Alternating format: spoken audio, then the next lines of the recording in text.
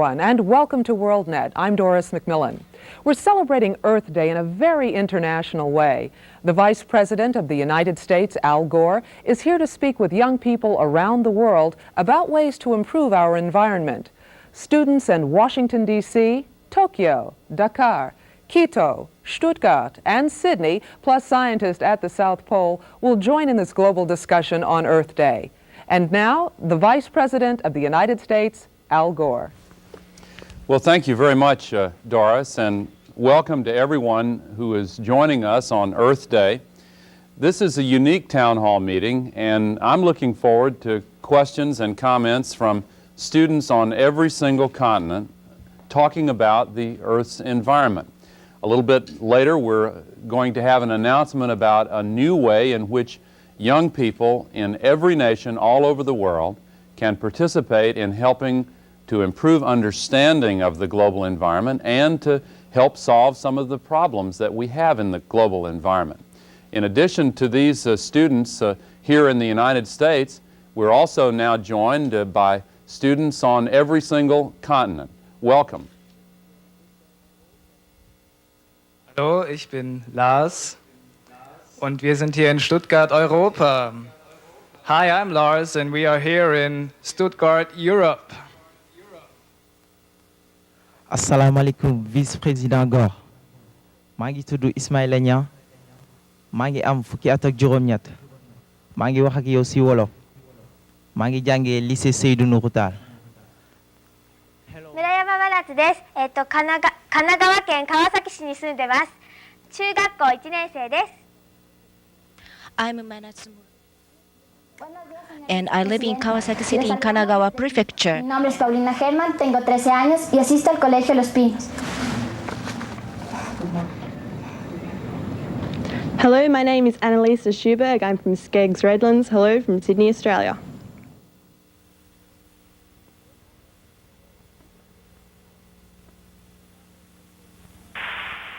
Good morning to the world from the South Pole.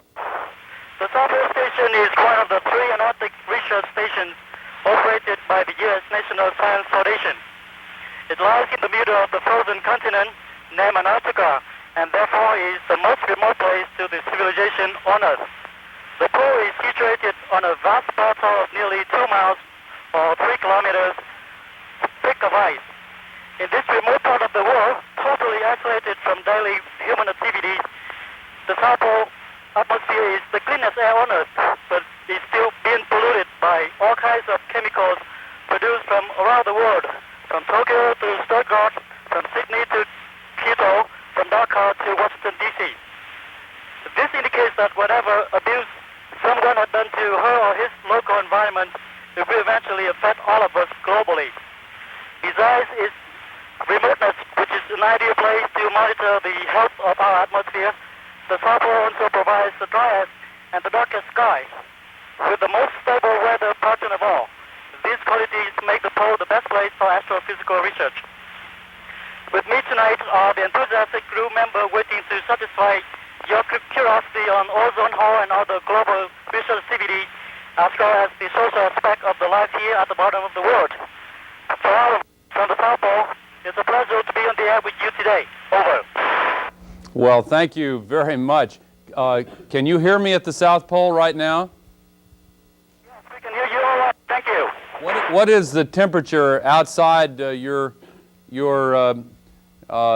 dwelling there right now in centigrade and Fahrenheit? The current temperature is minus 63 degrees Celsius and minus 81 degrees Fahrenheit. That sounds pretty cold.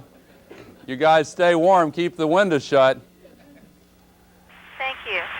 Thank you for joining us, and to the students on every continent, we're going to go back to you in just a moment, and I'll do my best to respond to your questions and comments and those from the students gathered here in the United States. But first of all, I'd like to announce the beginning of a brand new initiative that will start today and ultimately will involve students in every country all around the world. The GLOBE program is designed to enable students to monitor the environment in the area around their schools, beginning with measurements of temperature and rainfall and other relatively simple measurements, to compile a global picture of what is going on in the Earth's environment with information that scientists simply don't have today. For example, scientists don't know the distribution of rainfall on the continents of the Earth, nor do they have accurate readings of ground temperature in as many locations as they need to produce a clear picture of what is going on with the Earth's environment. Students can help to fill that information gap, and then as the program grows, we can collect more information about the distribution of tree species, birds, and others, and ultimately, as the children participating in the program continue to move through the grades, perhaps in the future there will be a time when children around the world can report on how many trees they planted this week and what other steps have been taken to help to solve the problems in the global environment. But to begin with, the measurements taken each day will be fed into a computer network that will be connected to each participating school, and all of the information will be compiled on the hour, every hour, to produce a computer image of the Earth's environment that will then be shown live right back in the classroom in each of the participating schools and made available to news organizations and others to give a pictorial representation of what's going on with the Earth's environment. In this way, students will help to promote a much better understanding of what is going on with the Earth's environment, help to monitor the changes that are underway, and help to promote awareness of what needs to be done in order to solve these problems. So we're counting on your help and your participation. I'm very grateful for the endorsements of this program that have been coming in from around the world. A great many world leaders in countries on every continent have publicly agreed to participate and endorsed the program, and speaking for the United States and all those who are concerned about the Earth's environment, I'm very grateful for that participation. But the key to the whole thing is the willingness of students in schools all over the Earth to participate and to help make this a success. And so let's talk about the Earth's environment now a little bit in this worldwide town hall meeting with children. And I'd like to start with some questions from students here in the United States, questions or comments, and whoever would like to go first, feel free to raise your hand and speak right up. Right here. Joy? Hello, Mr. Vice President. My name is Joy Rice, and I'm in the 10th grade at Howard D. Woodson Senior High School here in Washington, D.C. I would like to know, could we, the students here and all around the world, consider this program as an initiative and an opportunity for students who might pursue a career in a scientific field, as well as an opportunity for students who might not have considered a career in the field of science? Absolutely. In fact, some of the leading scientists in the world who have helped to promote an understanding of the Earth's environment really began as students monitoring the environment and learning about it. Let me give you one example. The scientists who discovered the threat to the Earth's ozone layer and told the world about the connection between this extremely serious problem and the chemicals that were causing it, chlorofluorocarbons, is a man named Sherwood Rowland. He's a scientist in California. He first became interested in the field of science when he was a student about the age of you guys, and a weather scientist in his neighborhood went on vacation and asked him to take care of the weather station for 2 weeks. And he did it very faithfully, learned about it, got very interested in it, and then decided to make a career of it.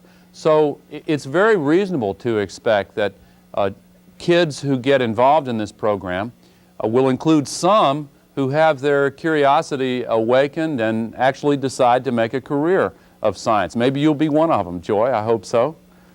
Somebody else have one. Elizabeth? Hello, my name is Elizabeth Johnson, and I'm in the 5th grade at Oyster Bilingual Elementary School. Mr. Vice President, I was wondering, how is GLOBE going to benefit young people right now? First of all, Elizabeth, if you have in your classroom an up-to-the-minute picture generated by a computer based on information collected by you and other students all around the world, I think that will perhaps make it a lot easier for you to find the right questions to ask about what's happening in Africa or Asia or Europe or even at the South Pole or in Australia, and to think about ways that you can help to change the things that need to be changed. If you can see something clearly, it makes it easier to think clearly about it. And if you have participated in creating that image every day, then you have a stake in it. And you'll be able to follow the patterns that emerge that your teacher can tell you about. That's one way I think it can help. Now, let me invite into this discussion other students from around the world. Let's go to Africa. Let's go to Dakar. Can you hear me? Yes, I can. Hello, Vice President Gore. My name is Esther Dassanu. I'm 16, and I'm going to Cour Sainte-Marie de Anne School. Now, since we're talking about environment, I would like to know how can we get developed without destroying nature, and if the global program has an answer.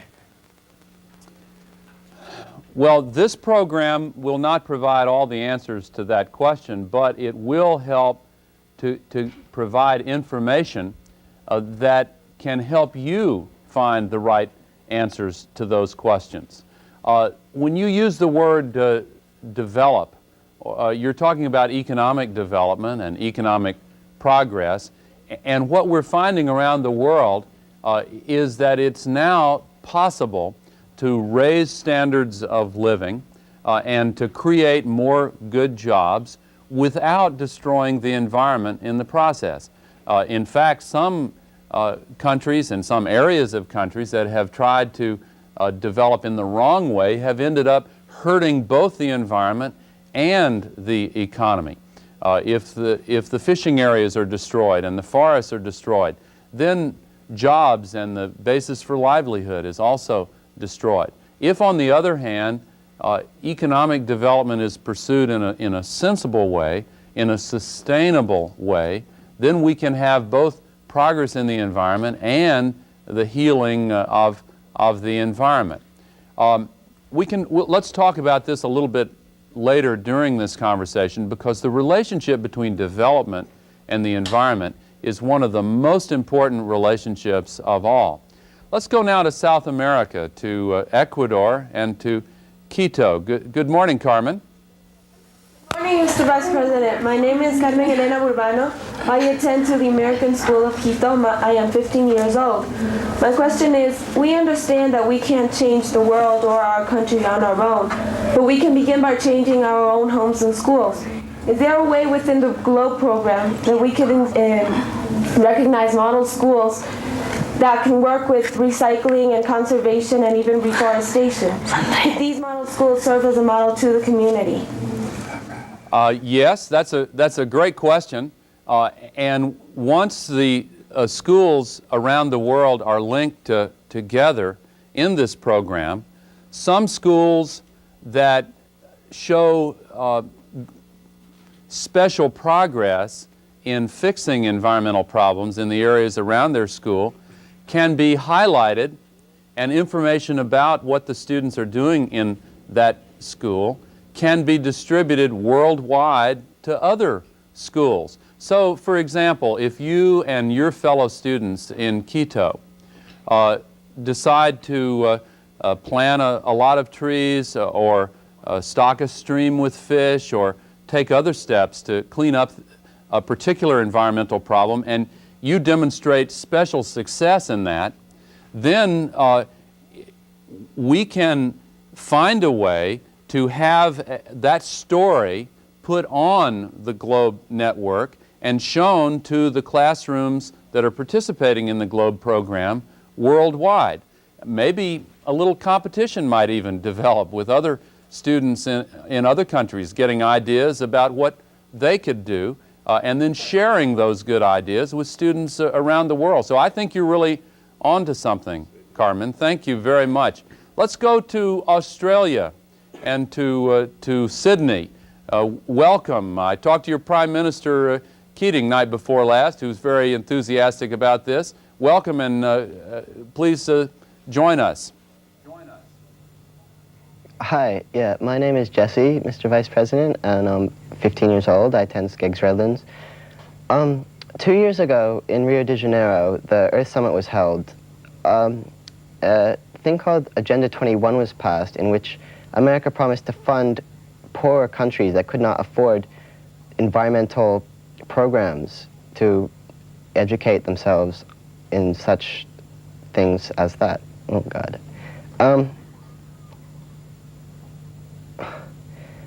In such programs.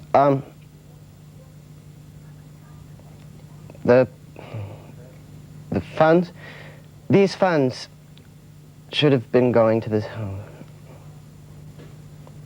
You want to know what happened to the funds, right? In Rio de Janeiro, this conference was held.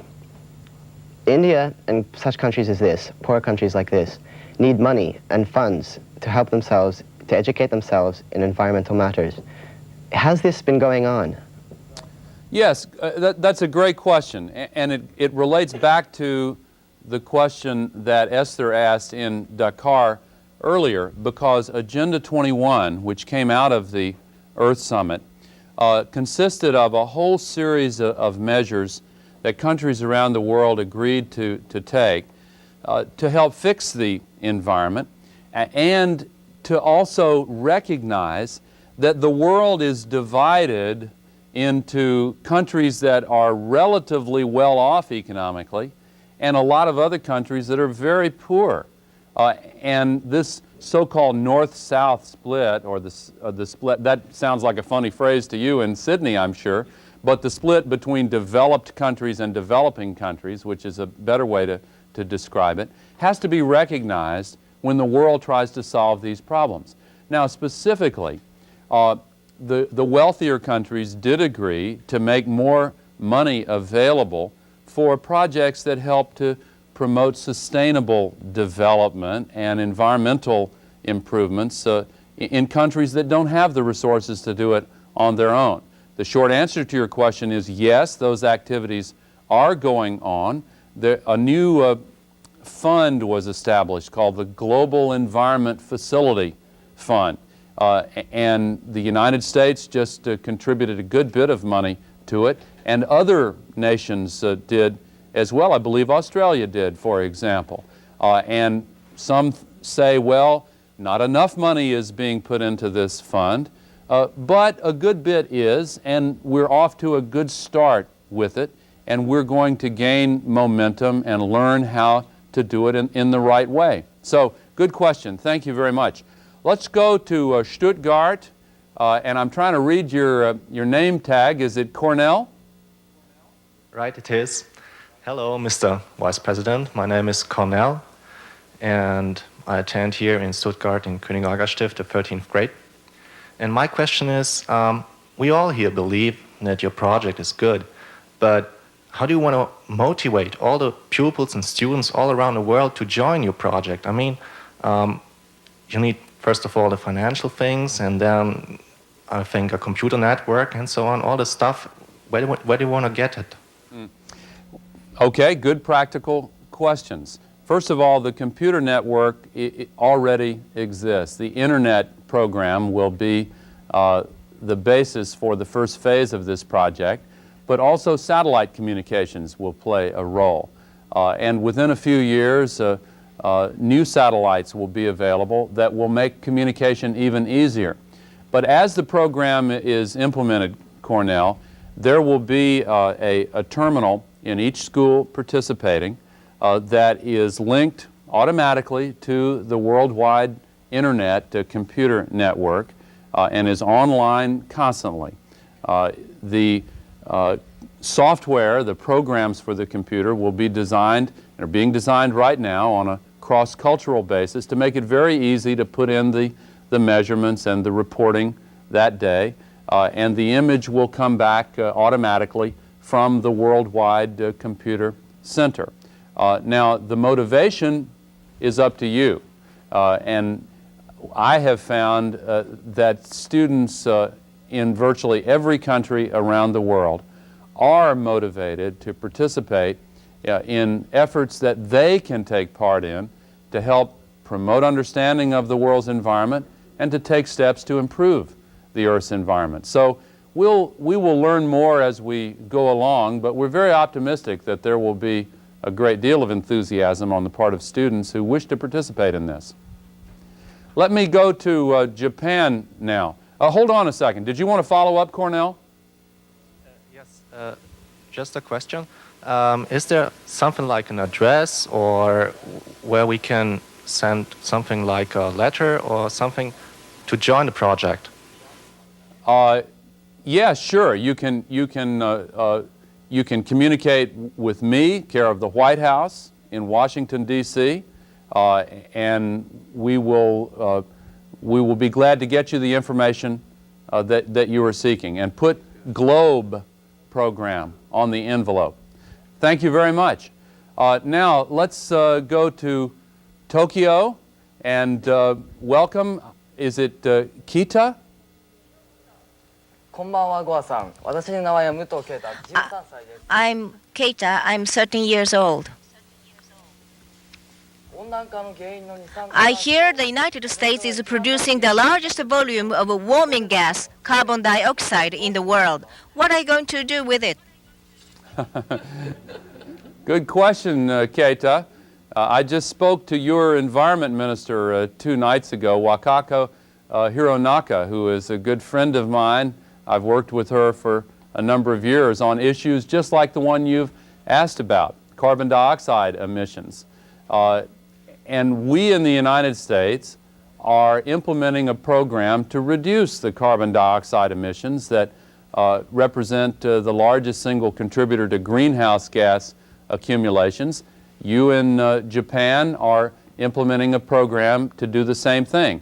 It's going to be difficult, we know that, because carbon dioxide comes from automobiles and factories and fires, and it is going to be hard. But we're learning how to use new technologies, some of them invented in Japan, some of them in the United States, some of them elsewhere in the world, to make the engines and the furnaces and the other ways in which we produce carbon dioxide much more efficient, to cut way down on the amount of carbon dioxide emissions. For example, we just signed an agreement 2 days ago with virtually the entire electricity producing industry here in the United States, whereby every single one of them is agreeing to reduce the amount of carbon dioxide that they produce. These kinds of activities are going to become much more commonplace around the world, and with a renewed commitment and the use of new technologies, we're going to have success in meeting this challenge. I'm confident. Now, let me invite some of the U.S. students here to participate again. And who wants to go next? Justin? There you go. See, you've got the microphone.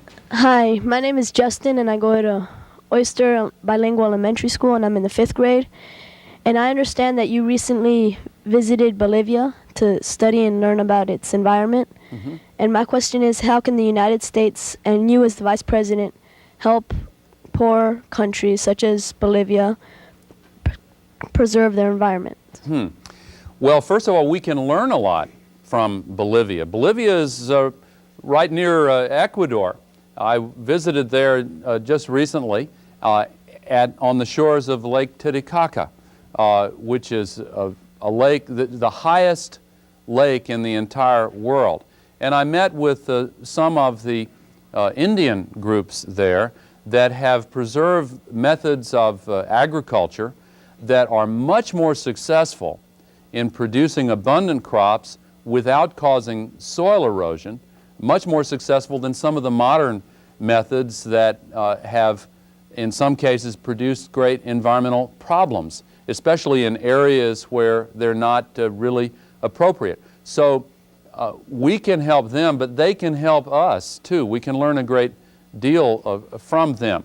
But to answer your question specifically, we have worked very closely with the leadership of Bolivia and with other countries to promote partnerships for protecting the environment. In the case of Bolivia, their new president and vice president asked for advice on how to create a sustainable development program in Bolivia.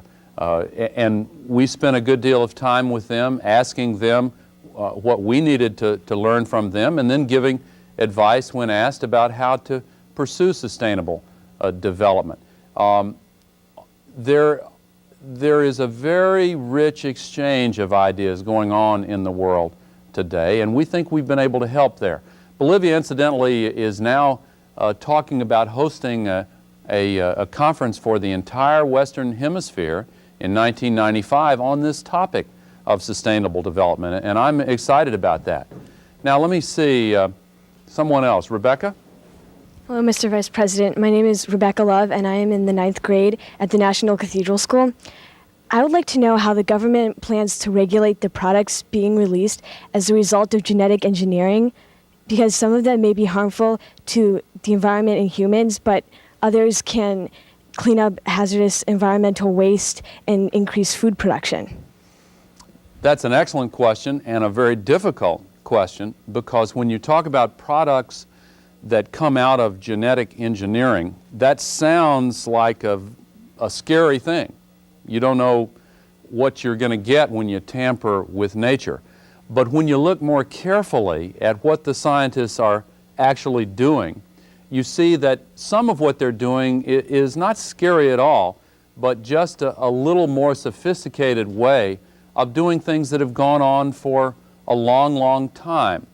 For example, we got potatoes from South America centuries ago because the traditional cultures there had carefully chosen the best seeds and produced the best strains to create an edible strain of potato that then became a great addition to the world's table.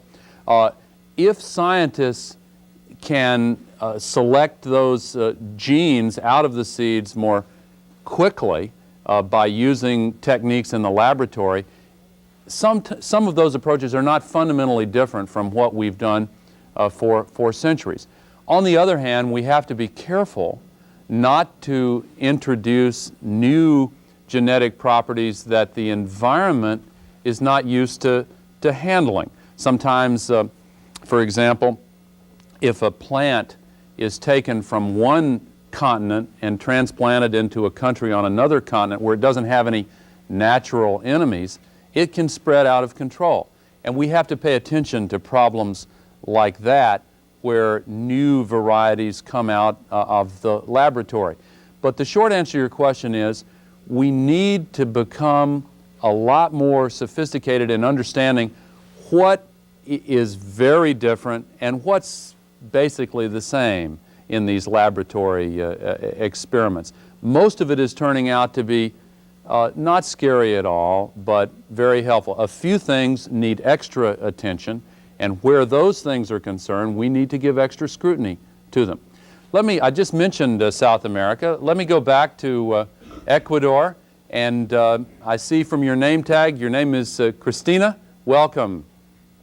Hello, Good morning, Mr. Vice President. My name is Cristina Jarrin. I am 17 years old and I attend Los Pinos in Quito.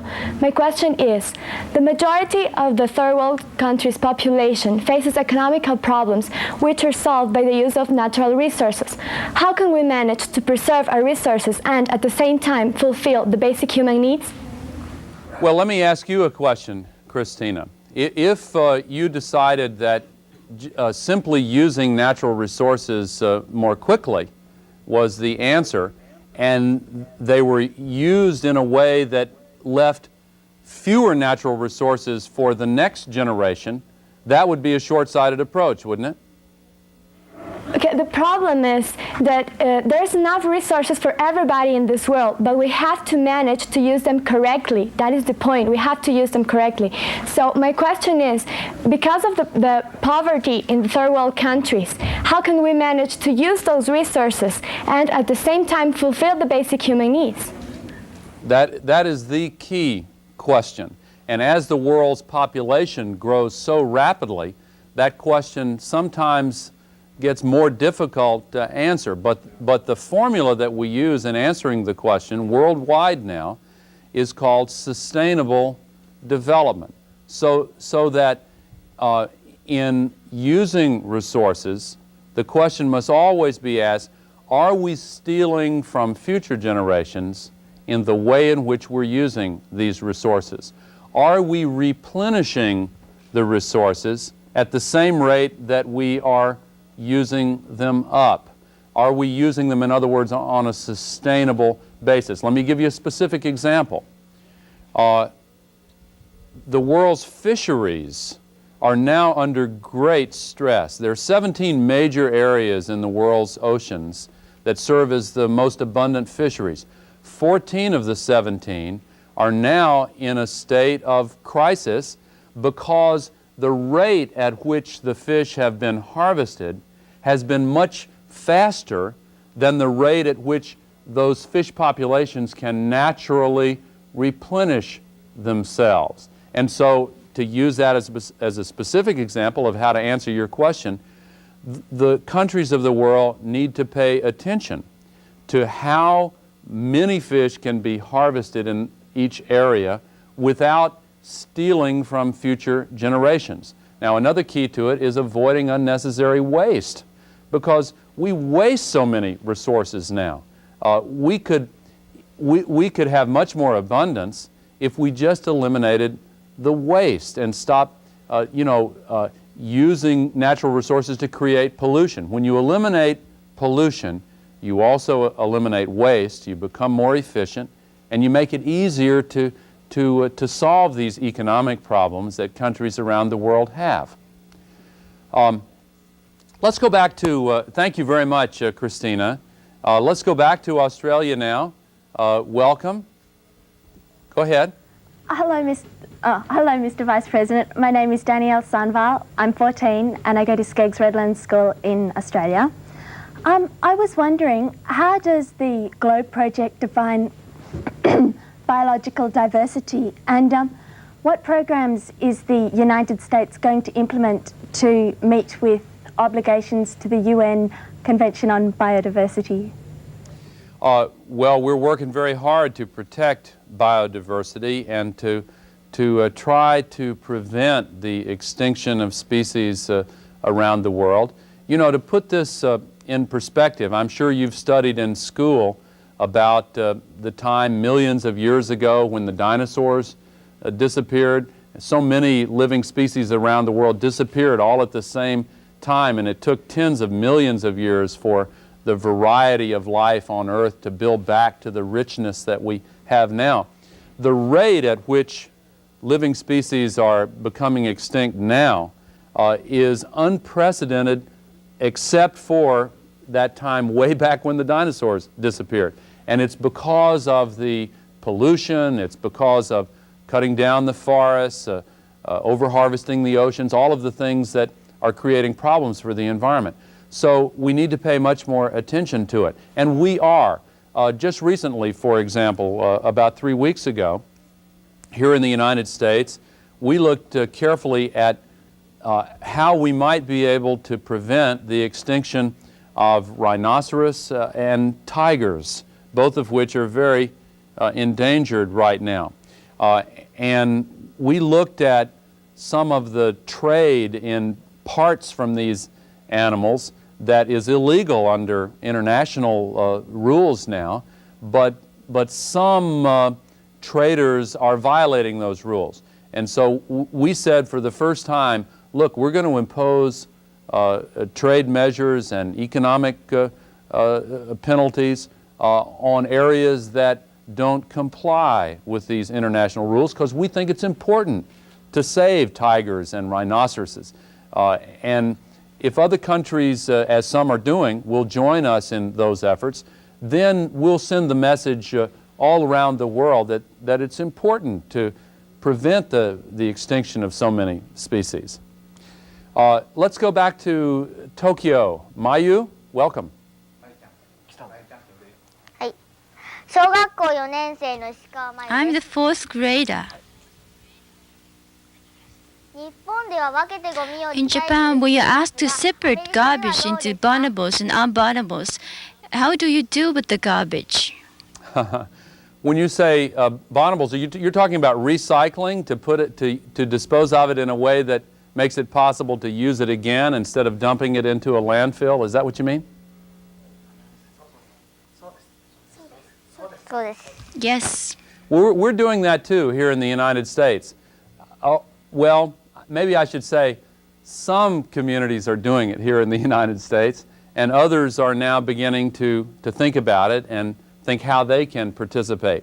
We're producing so much garbage in the world today. It's unbelievable. And one of the ways to cut down on the amount of waste and garbage is to do what you're doing in your home, and that is to pay careful attention to how we can recycle the items that can be recycled, and then encourage manufacturers to make their packaging and their products in new ways that make it easier to recycle what they're making and selling. You know, if you add here in the United States, if you add up the household garbage and the commercial waste and look at the total amount of waste produced each day, it comes out to double the body weight of every man, woman, and child in the United States every 24 hours. And the landfills are getting filled up, and the incinerators are producing too much smoke, and other countries are having very similar problems. Recycling is one of the real answers to that, and I'm glad you raised it. Thank you very much. Let's go back to Dakar. Welcome. Hello, Vice President Gore. My name is Farimata. I am 19 years old. I go to school at Lycée John Fitzgerald Kennedy. Well, talking about environment, I have just one question. It's about global warming, which we know that can increase the food production in the developed countries, while increasing production in developing countries. And this is a threat for underdeveloped countries like Senegal. And I would like to know what the clubs think about that, and if young people in Senegal can do something about this threat. Thank you very much. Thank you very much. An excellent question. And it's true that global warming and global climate change can have a very harmful effect on agriculture and on other human activities. Because as the greenhouse gases like carbon dioxide and methane and others accumulate in the Earth's atmosphere, more of the sun's heat is trapped close to the Earth's surface within the atmosphere, and that has the potential to change weather patterns in a way that disrupts many human activities. In fact, the insurance companies worldwide are now expressing great concern about the increased incidence of hurricanes and other severe storms, the increased problems associated with flooding and other problems that come when there are sudden shifts in weather patterns that have been stable for a long time. The basic weather pattern on the Earth has been stable for at least 10,000 years, and all of our countries have gotten used to that basic pattern and located farming areas and cities accordingly. And if that basic pattern changes because of disruptions to the global climate that are caused by human activities, then the cost can be enormous and the suffering and hardship can be very great. And we want to prevent that. One way to prevent it is to reduce the accumulation of greenhouse gases in the atmosphere. We now have a worldwide treaty to try to reduce greenhouse gas emissions. It's going to be difficult, as I said earlier in our exchange with Tokyo, but it is not only possible, it's going to happen. We're building momentum and we're seeing the seeds of a lot of progress around the world. Let's go back to, thank you, let's go back to Stuttgart. Benjamin, welcome. Hello, Mr. Gore. I'm Benjamin. I'm 17 and I'm going to 12th class at Wilhelm's School. And my question is, how long do you think will it take you to see the first results of your program? Because it's really huge. And so how do you think will it be in each single part of the program? Yes, I think by the end of this year we're going to see the pilot network in operation. By the end of next year, we hope to have 1,000 schools participating. It may even spread more quickly than that. We are getting such an enthusiastic response from schools all over the world that want to participate. It could spread more quickly than that. But at a minimum, we hope to have 1,000 schools located on every continent by the end of next year. And eventually, we hope to have a broad representation of schools in every single country. Some 25 countries have already signed up to participate. In Central Asia, the president of Kyrgyzstan, for example, was saying just 3 days ago that lots of schools there are already eager to participate in the first wave. You might be interested, Benjamin, in the fact that on the surface of the planet there are 2 million schools ranging from kindergarten through the 12th grade. That's the way we would describe it here in the United States.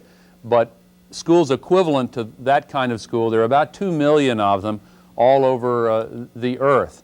And we think that eventually a great many of them will participate in this program. Let me say to all of you who have been participating in schools around the world, and those of you who have been participating here in the United States, the time has gone all too quickly. I want to again thank the scientists at the South Pole who have enriched our discussion today. We appreciate the hard work that you are performing around the clock down there in Antarctica. And I want to express my thanks to all of the students who have asked such great questions, who have had such good suggestions and comments. And I want to urge you to participate in this GLOBE program. The scientific community is excited about the information that you can produce to help improve our understanding of the global environment. And all of us are excited about the possibility that by working together, we can heal the relationship between human civilization and the ecological system of the earth. We look forward to working with you. And now I'd like to say goodbye to each of the sites around the world. Thank you and goodbye, says Stuttgart. Wiedersehen. Mr. Vice President Gore, ajarama bitem Khadija Tusi. Mr. Vice President Gore, it has been a pleasure talking with you. We wish great success to the GLOBE program. Thank you, goodbye. ありがとうございました。 Thank you very much. Goodbye. Señor vicepresidente, mi nombre es Jenny Martínez, tengo 16 años y estudio en el Colegio Americano. Deseo agradecerle a usted el habernos hablado sobre el programa Globe y a la vez podido conversar con usted. Adiós desde Quito, Ecuador. Thank you and goodbye from Sydney, Australia. Malabar, Atlantis 2.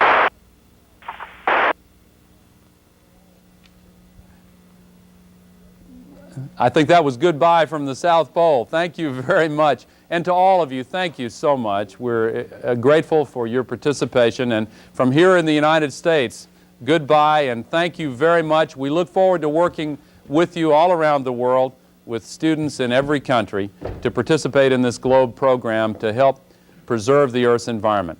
Thank you very much. Thank you.